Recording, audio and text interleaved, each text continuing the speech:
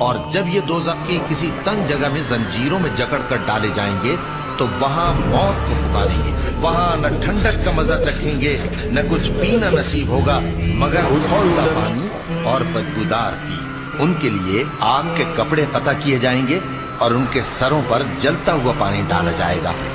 اس سے ان کے پیٹ کے اندر کی چیزیں اور کھالیں گل جائیں گی اور ان کے مارنے کے لیے لوہے کے ہتھوڑے ہوں گے.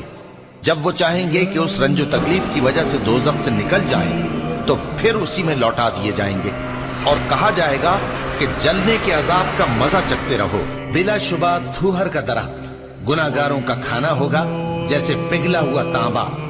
وہ تھوہر پیٹوں میں اس طرح کھولے گا جس طرح گرم پانی کھولتا ہے.